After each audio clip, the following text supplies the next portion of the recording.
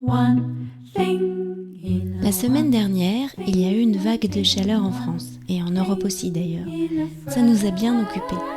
Pour nous rafraîchir, jeudi, nous avions prévu d'aller faire un tour à Giverny avec un couple d'amis italiens de passage à Paris.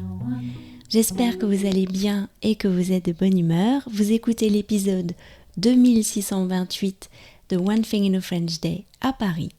Dans la lettre qui accompagne cet épisode, il y aura ce que je trouve intéressant de vous montrer, ce qui est naturel ou utile pour vous en tant qu'apprenant.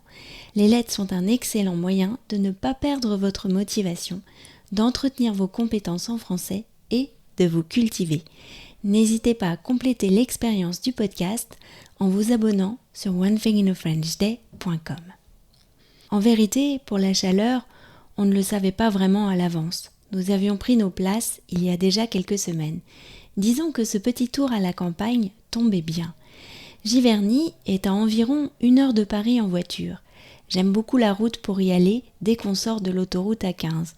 C'est la même route que pour aller à La Roche-Guyon, au domaine de Villarceau ou encore à l'abbaye de Royaumont.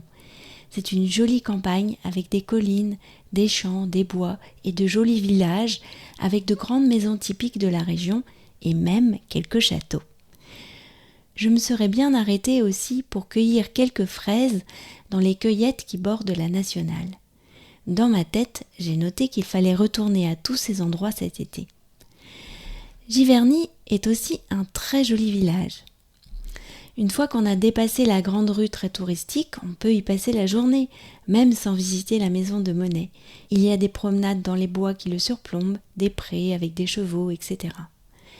Nous avons pique-niqué sur une des tables à l'ombre dans le jardin du musée des impressionnistes.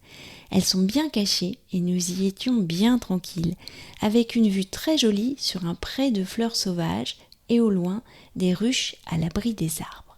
Un peu avant 15 heures, nous étions dans la sente où se trouve l'entrée pour les visiteurs déjà munis de billets.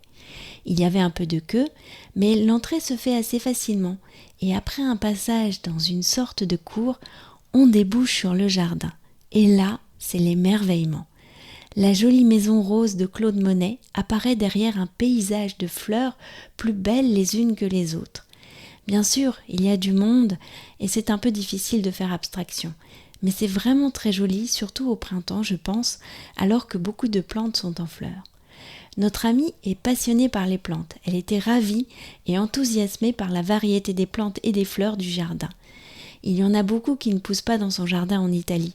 Ce ne sont pas les mêmes latitudes.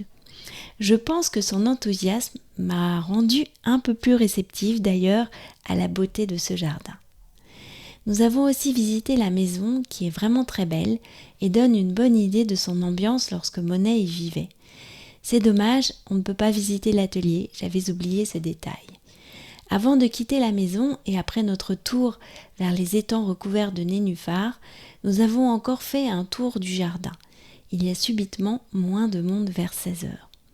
Notre ami italien a essayé d'expliquer à des Américains que l'arbre devant eux donnait des kakis, mais ils ne comprenaient pas, c'était assez comique. Et puis, je me suis retrouvée tout près de 2 dames d'une 60aine d'années, très élégantes. Enfin, l'une plus que l'autre. Elle portait une robe jaune pâle, droite et sans ceinture, à col chemise et manches 3/4. Elle avait des lunettes de soleil et un joli chapeau de paille, d'où sortaient ses beaux cheveux rassemblés en une queue de cheval basse. Elle faisait des pauses, un peu agacée par le monde, jetait un regard sur quelques fleurs avant de continuer la conversation. Je pense que des 2 amies, c'était elle la chef. Donc ça dure 3 heures et c'est seulement 12 €. Mais tu aurais dû me le dire, et je serais venue avec toi. Je n'y ai pas pensé. C'est vraiment bien de pouvoir faire du modèle vivant au Louvre. La dernière fois, il y avait un modèle, un bel homme noir. Elle s'est arrêtée pour voir l'effet produit par ces mots. Puis elle a ajouté « un véritable Adonis ». J'ai ri, mais j'ai noté l'information. Félicia est inscrite à la prochaine séance de modèle vivant au Louvre, mercredi. J'ai hâte qu'elle me raconte et j'ai aussi hâte de lire ce que vous avez pensé de cet épisode. n'hésitez pas à le faire en envoyant votre avis sur Apple Podcast ou en laissant un commentaire à cet épisode sur Spotify, YouTube ou votre application de podcast. Un grand merci. One Thing in a French Day, c'est fini pour aujourd'hui. Je vous retrouve jeudi pour un nouvel épisode de podcast.